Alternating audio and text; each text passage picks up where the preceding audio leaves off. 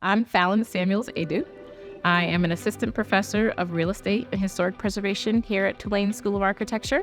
I serve on a number of local, state, and federal commissions related to preservation of historic real estate. My research is engaged with historic real estate that has been disinvested in by both governmental and private entities, largely because they are most of value to people of color who are marginalized in those communities, or they are a part of kind of a culture of practice that is no longer seen as vital economically to that particular place. And so Pontchartrain Park Historic District here in New Orleans is one that I played a key role in getting added to the National Register. That's just an example of one of the places here locally that I've been working with, but I've been doing that work similarly elsewhere in the country, in Tulsa, Oklahoma, in Sag Harbor, New York. The other part of the work that I do is write up a lot of research on these places and contribute to a broader public history of African American cultural heritage.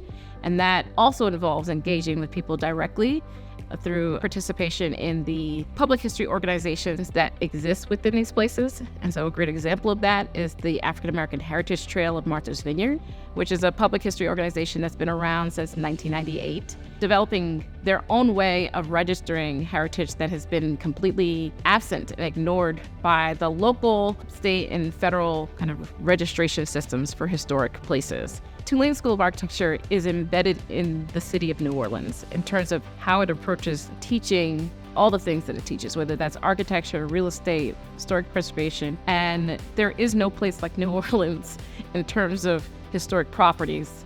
I think that this is a great place to be able to turn inward at what's here intellectually, but also to think globally about the challenges with what surround the real estate that's here and that can be found elsewhere. And I think that it's a great place to be if you're trying to embark on a professional career, or if you're trying to reconnect with people who are at the cutting edge of the professions that you're interested in.